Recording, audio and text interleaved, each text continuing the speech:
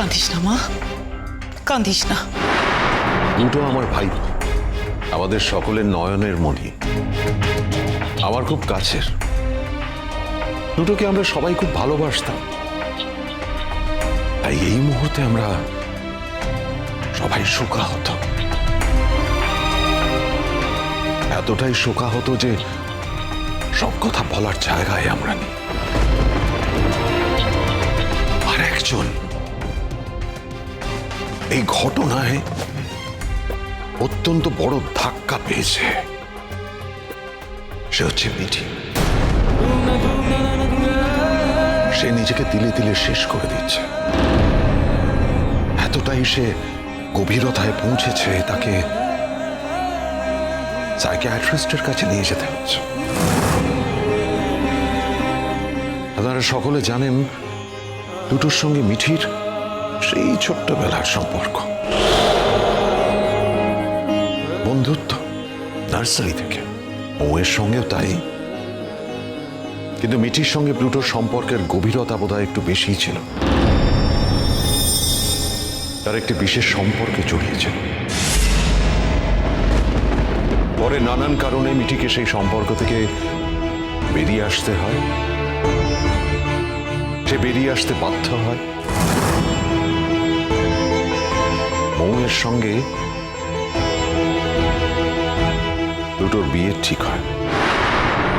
এর ভিতরে অনেক অনেক ছোটখাটো ব্যাপার আছে, যেগুলো নিয়ে এই মুহূর্তে এই জায়গায় বোধহয় কথা বলাটা উচিত নয়।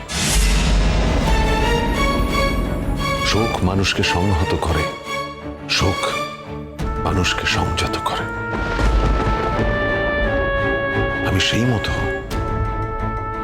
নিজেকে সংযত করছি, সেই সংযমকে মানছি। আমি শুধু মিঠিকে বলতে চাই, ও যদি প্লুটোর উদ্দেশ্যে কিছু বলতে চায়, আয় মিঠি, আয়।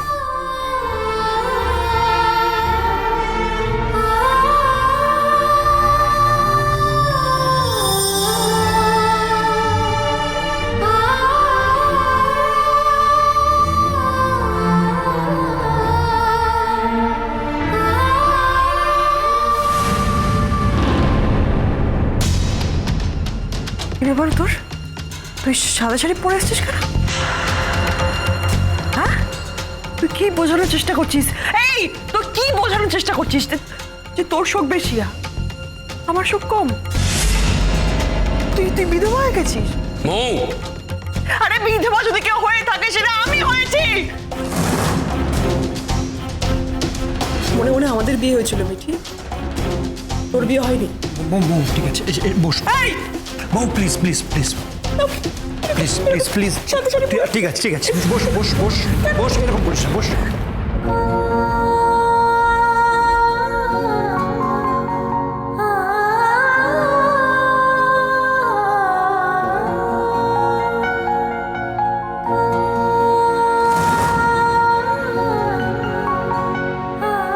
আমি প্লুটোকে শুধু একটাই কথা বলতে চাই, যেখানেই থাকিস ভালো থাকিস প্লুটো। সারা জীবন তোকে আমরা কেউ শান্তি দিতে পারিনি। সারাটা জীবন ধরে আমরা সবাই তোর অনেক কষ্টের কারণ হয়েছি। এখন জীবন থেকে চলে গিয়ে তুই এসবের ঊর্ধ্বে উঠে গেছিস। আমি আশা করব তুই ভালো থাকবি। তুই জানতিস আমি তোকে কত ভালোবাসতাম, আর আমিও জানতাম তুই আমায় কতটা ভালোবাসতিস। তুই চলে গিয়ে আমার জীবনের সমস্ত আলো নিভিয়ে দিয়ে চলে গেলি প্লুটো।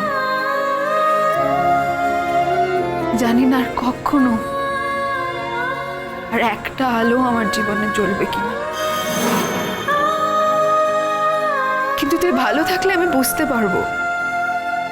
তুই ভালো থাকলে আমার জীবন থেকেও কালো মেঘের ছায়া সরে যাবে। ভালো থাকিস প্লুটো, তুই শুধু ভালো থাকিস। ভালো থাকবে না? কিসের তোর ভয়? এত কিসের নাটক আমার ছেলেটাকে করেছিস? এত নাটক করছিস তুই না? ঠিকই তো বলেছে, এত নাটক করার কি দরকার ছিল ওর? যার এত শোক আর এত কথা আসে কোত্থেকে? তোমার মেয়েকে তুমি সামলাতে পারো না? আমার মেয়ের জীবনটা শেষ করে সর্বশান্ত করে দিয়েছে ওকে, তাতেও তোমাদের শান্তি নেই। প্লুটো মরে গেছে, তারপরেও তোমরা ছাড়বে না না ওকে? তোমাদের এখানে আসতে বলা হয়েছে বলে তোমরা চলে এলে। কেন এসেছো? কেন এসেছো তোমরা? কেন এসেছো? খবরদার!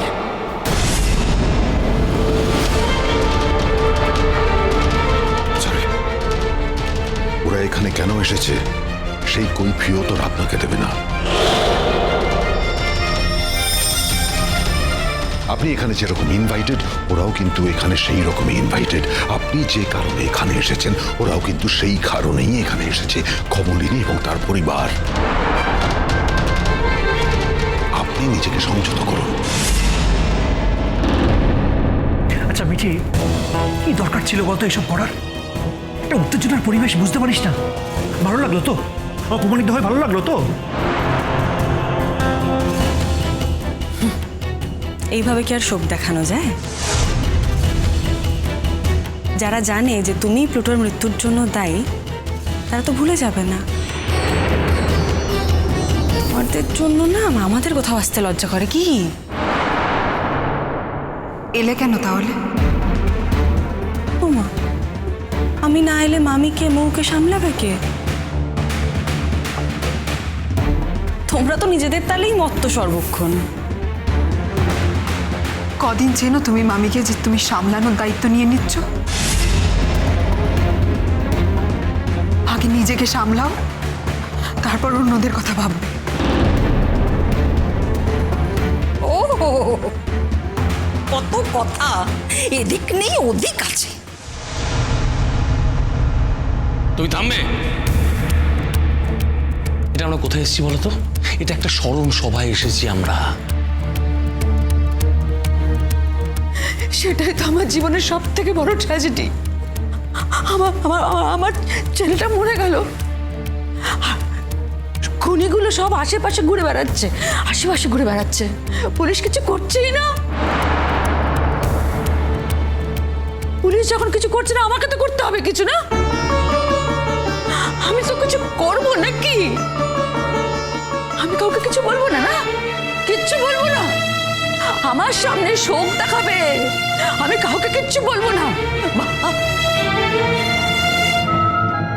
আরে আমার বুকের পাঁজরটা তো খুবলে খেয়ে নিয়েছে, আমি কিচ্ছু বলবো না। কি বলতে চান কি আপনি? কি বলতে চান? আমি আপনার সঙ্গে এই মুহূর্তে কোনো কথাই বলতে চাই না। আপনি একজন শোকাহত মা, সেই জন্য এখন আমার আপনার সঙ্গে কোনো কথা বলাই ভুল। আমি কোনো কথাই বলবো না আপনার সঙ্গে। কিন্তু আপনার এইটুকু মনে রাখা উচিত ছিল,